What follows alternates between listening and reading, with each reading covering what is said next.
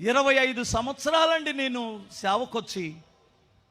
ఈ 25 సంవత్సరాల్లో ఎవడైనా సరే నన్ను డబ్బుల దగ్గర పాస్టర్ గారు డబ్బులే అన్నటువంటి వాడు ఒక్కడే ఉన్నాడండి. ఆడి సంగతి చెబుతాను నేనండి. నాకు ఇంటి అద్దె కట్టుకోవడానికి 450, ఒక్క నెల డబ్బులు ఇవ్వలా, డబ్బులు లేవు. 15 రోజులు ఎక్స్ట్రా అయింది. కోటయ్య పేరు కూడా చెబుతున్నాను కదా. వాళ్ళ కూతుర్లు ఇప్పుడు రక్షింపబడ్డారు, ఇక్కడే కూర్చున్నారు. వాళ్ళ కూతుర్లు అంటే తమ్ముడు కూతుర్లు. ఆయన పోయాళ్ళే ఉంటాడేంటి. ఆయన వచ్చి నేను సైకిల్ వేసుకొని ఆయన వస్తున్నాడని నాకు భయం వేసి చిన్నగా ముఖం తప్పించుకోవడానికి ఇలా వెళ్తున్నాను సైకిల్ తీసుకొని. అరే అరే అరే పాస్టర్ అన్నాడండి. అనగానే మరి కాకాలి కదా, ఏంటండి అన్నాను.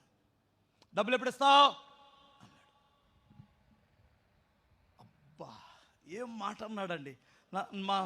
నాతో ఉన్న సిస్టర్స్, నువ్వేంటండి ఏంటి అరే పాస్టర్ అంటున్నావు, అరే పాస్టర్ అంటున్నావు అన్నారు. నాకేమో మాట రావట్లే ఇంకా, ఎందుకంటే నేను డబ్బులు ఇవ్వాలి కదా. ఇప్పుడే ఆగండని ఒక అక్క దగ్గరికి వెళ్ళి 450 అప్పు తీసుకొని వచ్చి ఆయనకి ఇచ్చేసాను. ఇచ్చిన తర్వాత నెక్స్ట్ నెల రాలా, 2వ నెల రాలా, 3వ నెల రాలా. వాళ్ళ అబ్బాయి వచ్చి తీసుకెళ్తున్నాడు. 4వ నెలలో అడిగాను, ఏంటండి మీ నాన్న 3 నెలల నుంచి రావట్లేదంటే, 3 నెలల క్రితమే మా నాన్నకు నోరు పోయిందండి అన్నాడు. కాళ్ళు చేతులు ఉన్నాయా అని అడిగాను. ఇవి బాగానే ఉన్నాయండి, విచిత్రం అండి మా నాన్నకు నోరు వరకే పోయిందండి, పక్షవాతం వచ్చి అన్నాడు. అది ఎందుకు పోయిందో నాకు తెలుసులే అన్నాను.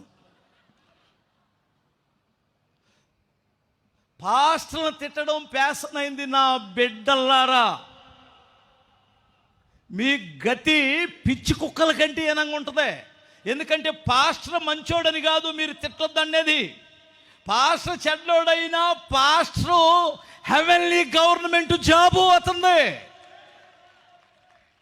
ఇప్పుడు పోలీసు వాళ్ళందరూ మంచోళ్ళు లేరు, పోలీసు వాళ్ళందరూ చెడ్డోళ్ళు లేరు. ఎవడో ఒక బుద్ధి తక్కువ ఉంటాడు లంచం తీసుకున్న వాళ్ళు. పోలీసు వాళ్ళందరూ అరే అరే ఒరే పోలీసా అన్నాం అనుకో, ఎస్పీ గారు అన్నారనుకో, ఏదో ఒక వంకతో ఇరికించి లోపల పెట్టి ఎరగదీస్తాడు. అవునా కాదా?